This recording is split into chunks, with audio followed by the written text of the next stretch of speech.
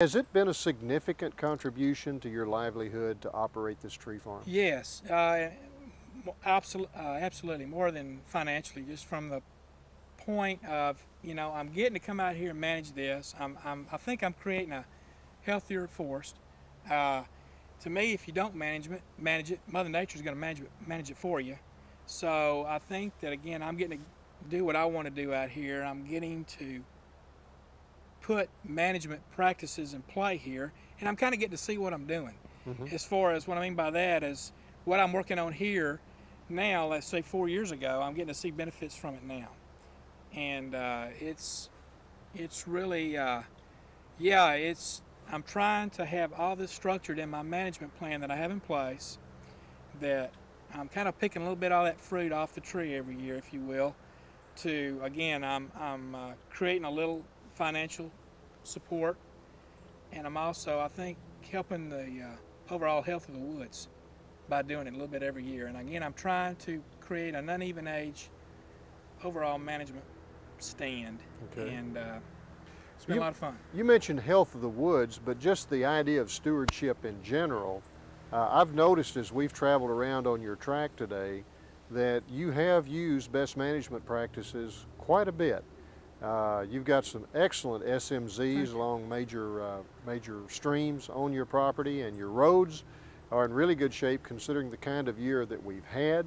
Some of Thank you. your wing ditches have, of course, they've been grassed over, which is good, Right. so they're I, staying. I'm trying to again maintain the grassy roads, and again I've tried to do a little work on the roads in the summertime that need crown, and I've got a lot of work yet to do on those. But again, after we've been very fortunate with the loggers we've used, and again I want to that's all tribute to my forester that I'm using, because selecting the right kind of logger to begin with, because again they leave us with uh, wing ditches, and they leave us with water bars, Hmm. and they deflect the water as needs to be done, and they've done a good job with that. So we've been very fortunate there, and again, overall best management practices. It seems like that's ever since I came back here in '93 and started with this, that's kind of been our main focus. And I don't know if Dad was working with it. He was with the Texas Forest Service, and then we just kind of let our way on into it. And again, I've been trying to stay attuned and up to speed with my attending seminars, and you get Yeah. drilled by that in the industry, which is good, because again, that's going to give the whole public a voluntary. You say right now we need to voluntarily do it, where we Yeah, may sure. have to be mandated down the road to do it.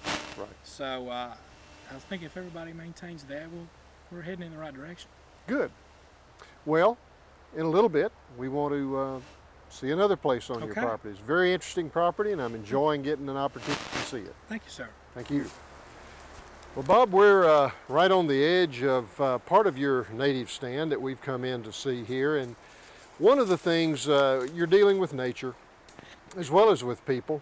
And one of the questions we always like to ask is, what sort of obstacles have you met through your years as a tree farmer here? Well, again, the Mother Nature, absolutely, but that's just something we deal with. And in February 10th of '98, we had a windstorm that came through and pretty well altered my management plans a little bit, but we're working through that okay. And I guess you could say other obstacles or challenges would be environmental issues that I've run across. The short period I've been down here, we had this TMDL issue that came about Mm-hmm. all 2 or 3 years ago. They had a rally in Texarkana. I attended that, and it was incredible going to it. Going off the interstate, the traffic was backed up, and I didn't really realize at the time that these were people going into the rally. And I think that everybody's voice was really heard there, and that helped us a lot. But going back to environmental issues and our concerns, and also property taxes are somewhat concerning. But again, I think doing what we can do publicly with our voices in the legislature and are very helpful, and I think our local representation too is a plus. So, but you look at all that. That's just nature doing business. The way I look at that here too. It's just it's a part of the whole picture, and it's something you deal with. Yeah. And it's just a minor obstacle the way I kind of see it, because when you're out here looking at this and doing this, you really don't think about all this.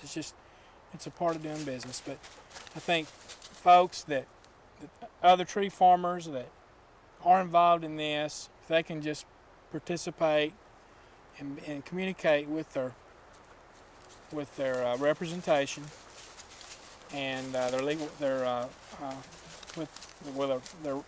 senators and legislatures, and if they can communicate with them and locally have the representation, I think that it'll be an ongoing thing. But I believe we'll all work through it. Okay. Now behind us, there's a dead tree lying on the ground. What would you attribute that to? I'm thinking that a few years ago we had Ips beetles that were in this area, and as we get into the woods a little bit further, they came in and hit a few of the trees. I contribute that to insect damage, and this is something else that you kind of look at too as far as overall forest management. Granted, you're not going to be able to control this 100%, but I think with good forest management, it's going to help you reduce this. By your spacing but it's going to be, I think, literally impossible to prevent this from happening. But I think good forestry management could reduce your risk of this anyway. But the Ips, I think, attributed to part of our problem here. And again, I had some hypoxia and canker get into some of our hardwoods on down the ways, which I think the drought kind of spurred that along a little bit too. So that's just something we deal with, and we move on. Nature you deal with. Some things you can actually help yourself with. That's true. Well, thank you very much, Bob. We'll probably move on and look at another spot. Thank you so much. Thank you. Appreciate it. Okay.